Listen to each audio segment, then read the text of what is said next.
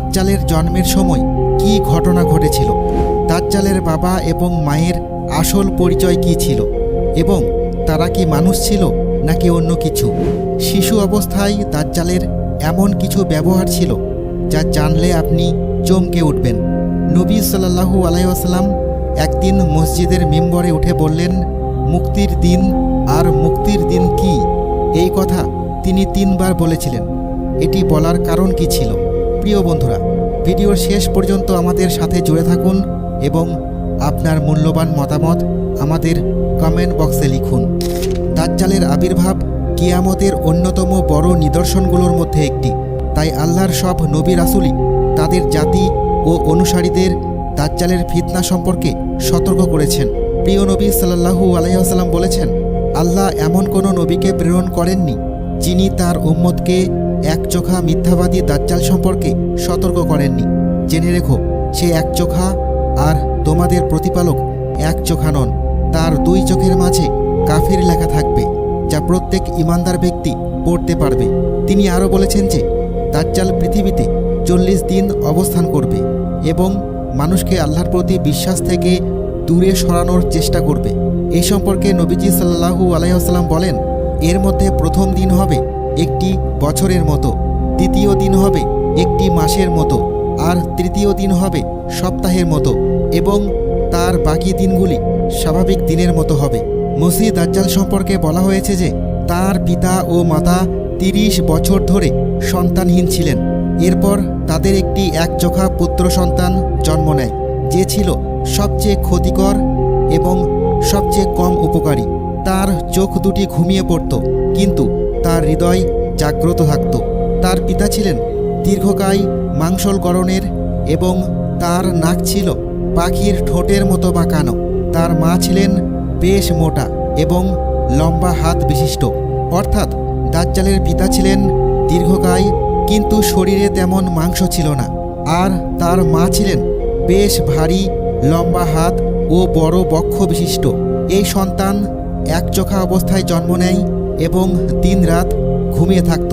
সে খুব সামান্যই দুধ পান করত, যার ফলে তার মায়ের শরীরে অতিরিক্ত দুধ জমে গিয়ে বিষক্রিয়ায় তার মৃত্যু হয়। এরপর তার পিতা ছাগল ও গরুর দুধ খাইয়ে তাকে বড় করতে থাকে।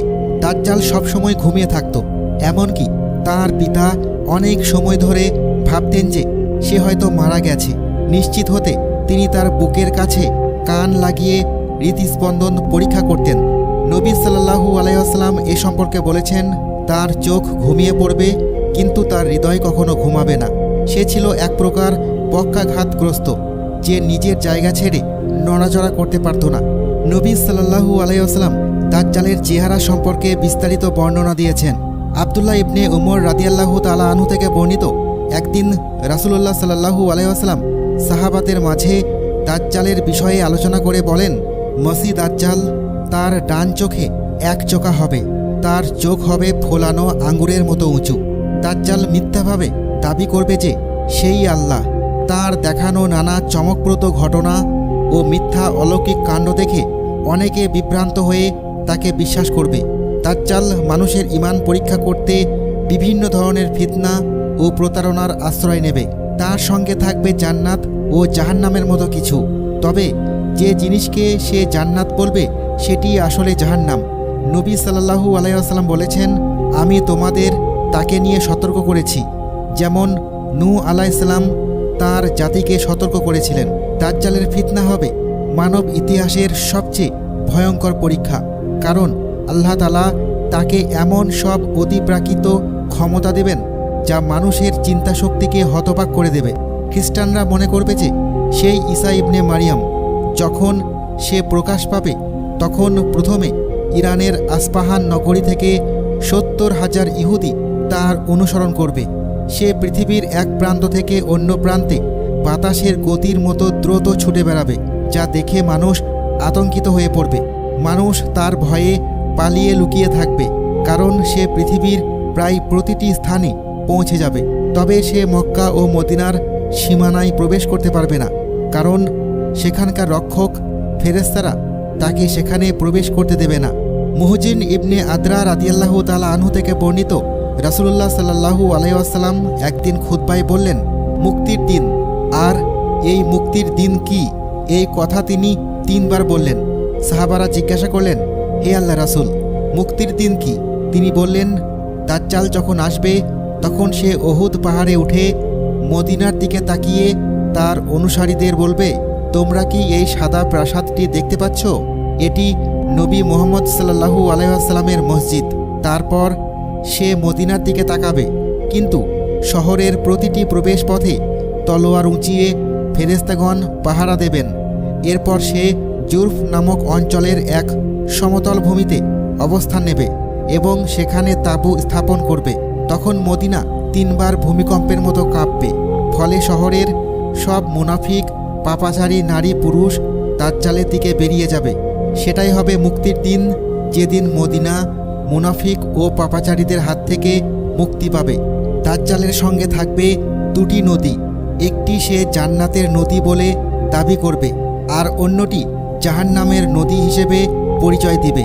মানুষ তার তথাকথিত জান্নাতের পানি পান করতে চাইবে, কিন্তু সেটি আসলে জ্বলন্ত আগুন হবে। আর যে ব্যক্তি তার জাহান্নাম বলে দাবিকৃত নদীতে প্রবেশ করবে, সে আসলে জান্নাতে প্রবেশ করবে। আল্লাহ তাআলা তার সঙ্গে শয়তানদের পাঠাবেন, যারা মানুষদের সঙ্গে কথা বলবে এবং ভয়ঙ্কর ফিতনার সৃষ্টি করবে। দাজ্জাল আকাশকে আদেশ দেবে, ফলে মানুষের চোখের সামনে বৃষ্টি হবে এবং জমিনে ফসল গজাবে। সে একজন মানুষকে হত্যা করবে এবং সবার সামনে আবার জীবিত করে বলবে, হে মানুষ, এই কাজ কি আল্লাহ ছাড়া আর কেউ করতে পারে? এই কথা শুনে অনেকে তাকে সত্যিকারের প্রভু মনে করে বিশ্বাস করবে এবং তার অনুসারী হবে। ধীরে ধীরে তার ফিতনা ছড়িয়ে পড়বে আর তার অনুসারীর সংখ্যা বৃদ্ধি পাবে। কেবল অল্প সংখ্যক প্রকৃত মুমিন তার ফিতনা থেকে রক্ষা পাবে। তারা সিরিয়ায় জাবাল আদ দুখান নামক স্থানে আশ্রয় নেবে। তখন দাজ্জাল তাদের ঘেরাও করবে এবং চরম কষ্টের মুখে ফেলবে। ফলে তারা ভয়াবহ দুর্ভোগের সম্মুখীন হবে। দাজ্জালের প্রধান অনুসারীরা হবে ইহুদি এবং তুর্কি জাতির মধ্যে বেশ কিছু লোক। এছাড়া মরু অঞ্চলের কিছু বেদুইন এবং নারীরাও তার অনুসারীদের মধ্যে বেশি থাকবে। রাসূলুল্লাহ সাল্লাল্লাহু আলাইহি ওয়াসাল্লাম বলেছেন, ঠিক 40 দিন শেষে হযরত ঈসা আলাইহিস সালাম পৃথিবীতে অবতরণ করবেন। তিনি হলেন প্রকৃত মসিহ, আর দাজ্জাল হলো মিথ্যা মসিহ। আল্লাহ তাআলা হযরত ঈসা আলাইহিস সালামকে আসমানে উঠিয়ে নিয়েছিলেন এবং নির্ধারিত সময়ে তিনি পুনরায় পৃথিবীতে নেমে আসবেন দাজ্জালকে পরাজিত করার জন্য। সহিহ হাদিসে এসেছে, হযরত ঈসা আলাইহিস সালাম পৃথিবীতে অবতরণ করবেন সিরিয়ার দামেস্ক শহরের পূর্ব দিকে অবস্থিত সাদা মিনার সংলগ্ন স্থানে। এরপর তিনি ফিলিস্তিনের লুদ নামক স্থানে দাজ্জালকে ধরে ফেলবেন এবং সেখানে তাকে হত্যা করবেন। এভাবেই দাজ্জালের চূড়ান্ত পরিণতি ঘটে যাবে এবং তার সৃষ্টি করা ফিতনার অবসান হবে।